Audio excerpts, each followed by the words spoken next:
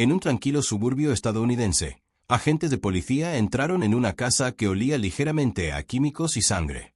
Lo que vieron dentro pasaría a los registros penales del Estado como uno de los crímenes familiares más brutales jamás cometidos. En el suelo, fuera del dormitorio, yacían los cuerpos de una madre y su hijo, y en otra habitación, el cuerpo mutilado de una joven de 18 años. En el centro de todos los acontecimientos estaba su padre, un hombre de 50 años que antes había sido considerado un hombre común y corriente de clase trabajadora. Los hechos, que atrajeron la atención pública del distrito, se desarrollaron en un suburbio típico de un estado del norte de Estados Unidos. La zona se consideraba segura, con familias mayoritariamente estables de clase media. La familia en cuestión no destacaba del resto. El padre trabajaba en una pequeña empresa industrial, la madre en un hospital local. El hijo mayor estaba en la universidad y la hija terminaba el último año de secundaria. A simple vista, la familia pertenecía a la categoría de los discretos, sin señales de crisis ni conflictos. El detonante de la tragedia fueron los cambios en el comportamiento del padre, que comenzaron a manifestarse aproximadamente un año antes de los hechos. Según testimonios de conocidos y colegas, el hombre se volvió notablemente más irritable, mostraba periódicamente signos de depresión y evitaba las actividades colectivas y la comunicación. Algunos notaron que lucía físicamente agotado y que a veces llegaba al trabajo con síntomas de falta de sueño y tensión nerviosa. En ese momento, nadie a su alrededor percibía estos cambios como una posible señal de peligro. Según datos obtenidos posteriormente durante la investigación, fue durante este periodo que el hombre comenzó a consumir estimulantes prohibidos. Al principio, los síntomas no eran evidentes para los familiares, ya que intentaba ocultar su consumo. Sin embargo, con el tiempo, su comportamiento se volvió más inestable. Cambios repentinos de humor, conflictos irrazonables con su esposa, retraimiento y episodios periódicos en los que salía de casa durante varias horas sin dar explicaciones. La situación se volvió especialmente tensa en presencia de su hija. Según los familiares, la niña se comportaba con reserva y evitaba hablar de su relación con su padre. Solo después de la tragedia se supo que ella comenzó a notar cambios drásticos en el comportamiento de su padre, incluyendo una intromisión excesiva, control y restricciones irrazonables de movimiento. Algunos amigos suyos declararon posteriormente a los investigadores que ella expresó su preocupación por la atención antinatural de su padre, pero no se atrevió a comentarlo con otros familiares. La situación se agravó cuando el comportamiento del hombre fue observado por el hijo mayor, quien en ese momento vivía a medias en casa y a medias en el campus universitario. Presenció interacciones tensas entre su padre y su hermana, que no podían atribuirse únicamente a conflictos familiares comunes. Durante un tiempo, intentó observar y asegurarse de que los cambios en el comportamiento de su padre tuvieran razones objetivas. En varias ocasiones, notó que su padre mostraba agresividad o irritabilidad inmotivada, que se intensificaba tras periodos de ausencia del hogar. El punto de inflexión se produjo cuando el hijo escuchó sonidos apagados provenientes del dormitorio de su hermana.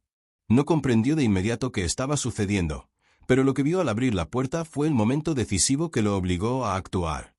Encontró a su hermana en un estado de shock emocional severo y a su padre en un estado que posteriormente se describió como una combinación de agresión, confusión y signos de la influencia de fuertes sustancias psicotrópicas. En ese momento, el hijo estaba convencido de que la situación había trascendido los límites de un conflicto familiar. Después, se dirigió a su madre y le contó lo que había visto. La mujer no se atrevió a actuar de inmediato, pues se encontraba en un estado de shock severo. Solo unas horas después, ella y su hijo decidieron llamar a la policía. La llamada se realizó alrededor de las 7:40 de la tarde. El operador informó que el equipo llegaría en breve. Para cuando los agentes del orden ya se dirigían a la casa, la situación en el interior se había agravado rápidamente. El hombre se encontraba en un estado de extrema inestabilidad. La investigación posterior estableció que había comprendido que se había llamado a la policía, lo que le provocó una reacción de pánico y agresividad. Esto se convertiría posteriormente en un prerequisito clave para los sucesos que terminaron fatalmente para todos los miembros de la familia. Esa noche, cuando la familia intentó detener la escalada e involucrar a las fuerzas del orden, el sistema de control y equilibrio funcionaba con demasiada lentitud. La policía llegó al lugar de la llamada 19 minutos después. Sin embargo, durante ese tiempo, algo irreparable había ocurrido en la casa. Esta demora se convirtió posteriormente en tema de debate en los medios de comunicación y las comunidades locales, que debatieron sobre la eficacia de responder a los desafíos relacionados con la violencia doméstica y los trastornos mentales derivados del abuso de sustancias. Tras el incidente, presenciado por el hijo mayor, se instaló en la casa un tenso silencio que se prolongó durante varios días. La madre intentó controlar la situación, pero no contaba con los recursos suficientes para afrontar el comportamiento de su marido. Se debatía entre el deseo de proteger a los niños y el miedo a una posible agresión por parte de su padre. Para entonces, ya había notado que su marido se encontraba repetidamente en un estado difícil de explicar sin la presencia de factores externos. Sus acciones se volvieron cada vez más caóticas y sus reacciones, impredecibles. Durante este periodo, la hija evitó casi por completo estar a solas con su padre. Según datos publicados posteriormente, pasaba mucho tiempo en su habitación o fuera de casa con sus amigos del colegio. Algunos amigos notaron que la niña parecía deprimida y agotada, pero no explicaron los motivos. Para la madre, la principal fuente de información seguía siendo su hijo mayor, quien intentaba observar el comportamiento de su padre y registrar cualquier manifestación potencialmente peligrosa. La situación se complicó debido a que el hombre consumía sustancias de forma irregular e intermitente, lo que impedía a la familia predecir cuándo experimentaría otro ataque de agresión o desorientación. La madre sugirió en varias ocasiones llevarlo al médico o buscar ayuda psicológica, pero estos intentos terminaron en conflictos. Él se negaba a reconocer cualquier problema de salud y calificaba la intervención como una amenaza a su autonomía. Poco a poco, se creó un ambiente familiar en el que todas las acciones dependían del estado del padre. Si parecía más tranquilo, los familiares intentaban no provocar conflictos. Si estaba tenso, limitaban el contacto y evitaban la interacción. El hijo mayor incluso empezó a pasar la noche fuera de casa para minimizar la probabilidad de nuevos incidentes. Unos días antes de la tragedia, el estado del hombre se deterioró drásticamente. Los vecinos recordaron haberlo visto a altas horas de la noche cerca del patio, en estado de agitación. Uno de los vecinos incluso relató haber oído fuertes gritos del hombre, aunque no comprendió el significado. La familia no buscó ayuda externa, intentando mantener la privacidad y evitar la publicidad. Este comportamiento es típico de muchas familias que enfrentan adicciones o violencia doméstica, pero no están dispuestas a denunciar el problema por temor a las consecuencias. La noche anterior a los trágicos sucesos, el padre volvió a salir de casa durante varias horas. Al regresar, su comportamiento se volvió aún más caótico.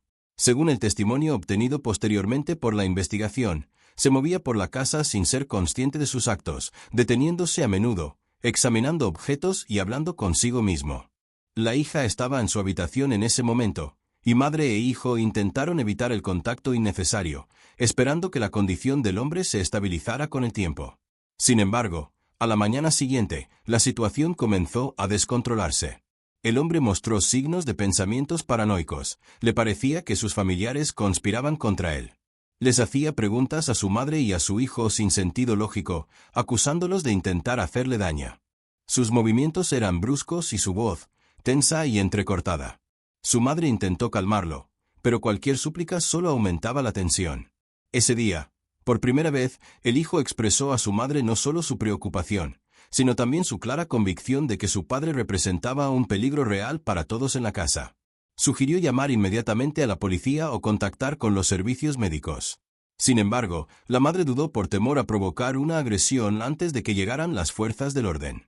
Hablaron de sacar a la niña de la casa y marcharse temporalmente, pero no pudieron hacerlo de inmediato, ya que la niña se negaba a salir por temor a agravar la situación. Al anochecer, el estado del hombre se volvió crítico. Apenas respondía a las llamadas habituales, mirando a los familiares con recelo y desconfianza. La madre notó que se quedaba más cerca de su habitación, como si intentara limitar el movimiento de los demás. El hijo finalmente insistió en llamar a la policía. Al mismo tiempo, comentó que no sabía exactamente en qué estado se encontraba su hermana, ya que apenas salía de su habitación y evitaba comunicarse. Al llamar al número de emergencias, la madre intentó hablar con calma, pero le temblaba la voz. Informó que el hombre se comportaba de forma amenazante y probablemente se encontraba bajo los efectos de sustancias. El operador especificó la dirección y también preguntó si había armas en la casa. La madre respondió que no. Se indicó que se enviaría una patrulla a la casa. Los materiales de investigación describen en un bloque aparte el proceso que precedió a la llamada a la policía y los sucesos posteriores. Convertido en la figura central de la crisis familiar, el padre mostró reacciones cada vez más peligrosas, descontroladas y agresivas. La clave del caso fue determinar cuándo exactamente el comportamiento hacia su hija se extralimitó, tras lo cual la situación requirió intervención inmediata. Según entrevistas con familiares y testimonios de amigos de la niña, los primeros indicios de comportamiento anormal por parte del padre comenzaron a aparecer aproximadamente 6 meses antes de la tragedia. La niña evitaba conversaciones sobre este tema y procuraba no estar a solas con él. Mencionó en varias ocasiones que su padre se comportaba de forma excesivamente dominante, controlaba sus movimientos, a veces restringía irrazonablemente el acceso al teléfono o le exigía explicaciones sobre dónde se encontraba después de la escuela. Su cambio de comportamiento se hizo evidente para su círculo cercano de conocidos, perdió su nivel habitual de actividad, evitaba las reuniones y a menudo parecía agotada. Posteriormente, la investigación confirmó que estos indicios formaban parte de una influencia sistemática y oculta de otros miembros de la familia, que gradualmente derivó en un comportamiento violento. El informe señaló que el padre actuó repetidamente con su hija de una manera que constituyó un delito grave. En ocasiones, primero la privó de la oportunidad de resistirse, utilizando restricciones físicas. Con el tiempo, los episodios se repitieron, se agravaron y ocurrieron en el contexto de su creciente adicción a los estimulantes. Esta adicción alteró el control de los impulsos, aumentó los estados de ánimo paranoicos y provocó cambios repentinos en su estado. La niña no se atrevió a denunciar la situación a la escuela, a los servicios médicos ni directamente a sus amigos. Los investigadores señalaron un patrón típico en estos casos: aislamiento, miedo al agresor y la creencia de que la intervención externa solo exacerbaría el conflicto. Las pocas indirectas de la niña a algunos conocidos no se percibieron como señales de peligro crítico. La mayoría pensó que se trataba de conflictos familiares comunes o de una severidad excesiva por parte del padre. El momento clave, que en general permitió revelar la verdadera magnitud de la situación, fue un episodio presenciado por el hermano mayor. Vio a su hermana emocionalmente agotada y desorientada, y a su padre en un estado nervioso y paranoico. Después de eso, ya no dudó de que se estaba produciendo un incidente delictivo. Fue ese momento el que impulsó la decisión de contactar a la madre y llamar a la policía. El informe, elaborado tras la recopilación de pruebas, señaló que en ese momento la familia contó con un breve periodo de tiempo para aislar al agresor o garantizar la seguridad de los niños hasta la llegada de las fuerzas del orden. Sin embargo, la familia no tenía un plan de acción claro, y el comportamiento del padre se volvió cada vez más impredecible.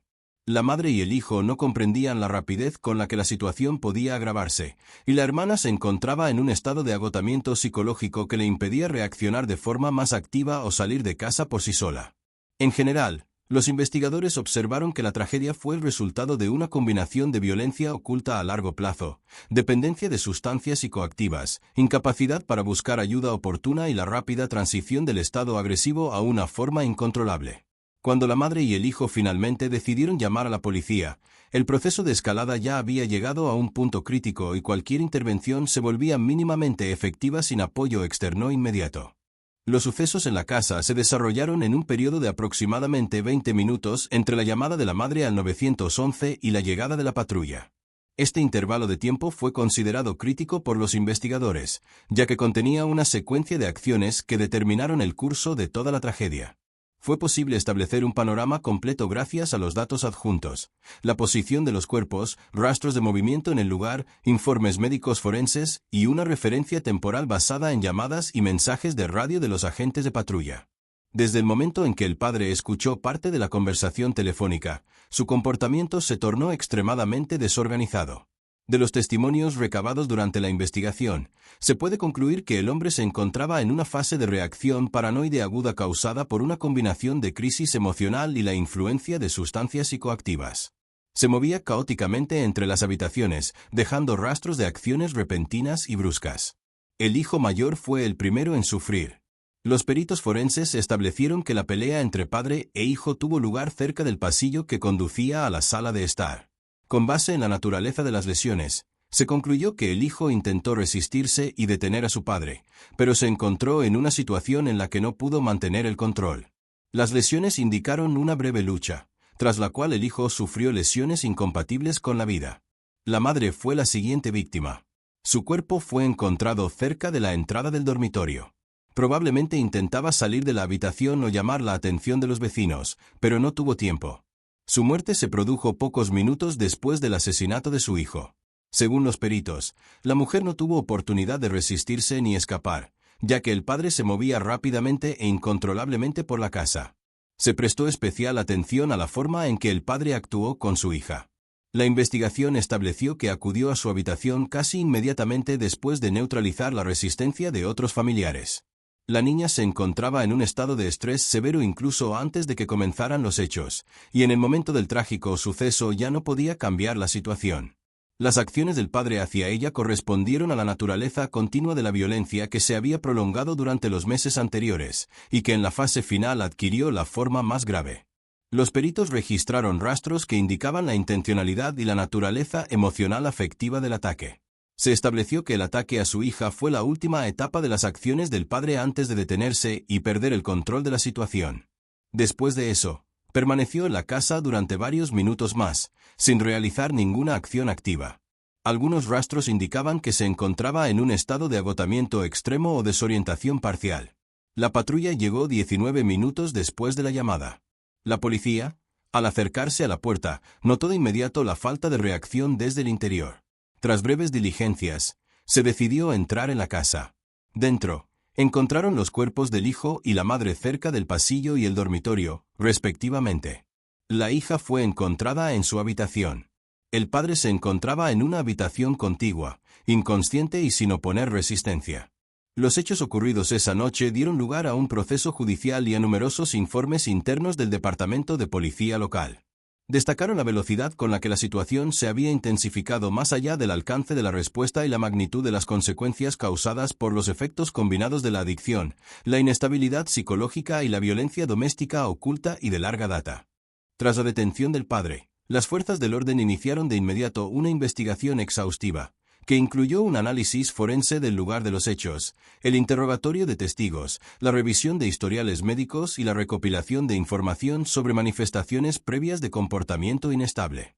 El hombre se encontraba en un estado de profundo agotamiento psicofísico y no podía ofrecer explicaciones claras de sus actos. En la fase inicial, los médicos registraron signos de efectos tóxicos agudos de estimulantes y alteración de la orientación temporal y espacial.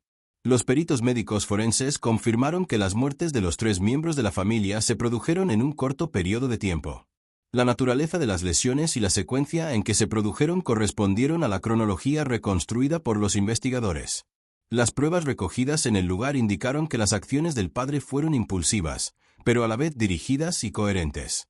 Los peritos también observaron por separado que el último episodio que involucró a la hija presentaba signos no solo de violencia en el momento de la tragedia, sino también de influencia sistemática previa, lo cual fue confirmado por las declaraciones de los testigos y los hallazgos psicológicos. Como parte del caso, las fuerzas del orden también investigaron la posible intervención externa, pero descubrieron que la familia no había buscado ayuda de servicios especializados con anterioridad. La única señal oficial fue una llamada al 911 el día de la tragedia. El tiempo de respuesta de la patrulla se ajustó a los protocolos, pero el incidente se desarrolló con tanta rapidez que ni siquiera una llegada más rápida habría garantizado la prevención de las consecuencias. Con base en esto, se realizó una auditoría interna en el Departamento de Policía local, que, sin embargo, no reveló ninguna infracción procesal. Evaluaciones psiquiátricas posteriores establecieron que el hombre había sido adicto a estimulantes ilegales durante mucho tiempo.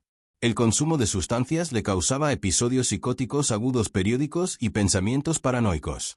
Los psiquiatras concluyeron que, en el momento de los trágicos sucesos, el hombre se encontraba en un estado que limitaba significativamente su capacidad para controlar su comportamiento. Sin embargo, desde un punto de vista legal, esto no excluía su responsabilidad, ya que las consecuencias de sus actos eran una continuación directa de un patrón de comportamiento a largo plazo y de consumo consciente de sustancias. Los materiales del caso incluyeron un estudio detallado de la situación familiar durante los meses previos, cambios en el comportamiento del hombre, indicios de amenaza prolongada y aislamiento interno de la hija, así como intentos de intervención del hijo mayor. El informe final señaló que existían numerosas señales ocultas de peligro en la familia que no se identificaron debido a una combinación de miedo, timidez y desconfianza ante la intervención de autoridades externas. Tras la investigación, el hombre compareció ante el tribunal. En la primera etapa del juicio, la Fiscalía presentó un conjunto de pruebas que confirmaron su culpabilidad en la privación intencional de la vida de familiares. La defensa intentó centrarse en el estado mental del acusado, alegando su desorientación y profunda adicción. El tribunal ordenó un examen psiquiátrico exhaustivo, que determinó que el hombre se encontraba en plenas facultades mentales, aunque se encontraba en un estado de episodio psicótico agudo. El caso concluyó con la sentencia de cadena perpetua sin libertad condicional. El documento judicial final enfatizó la gravedad del delito, la naturaleza sistemática de las acciones previas y la irreversibilidad de las consecuencias para las víctimas. De esta manera, el caso penal quedó formalmente cerrado y sus materiales se convirtieron en un ejemplo importante para los especialistas que trabajan en el campo de la prevención de la violencia doméstica, las adicciones y los trastornos mentales, demostrando la complejidad de la identificación temprana de riesgos críticos en familias con formas ocultas de depresión y aislamiento.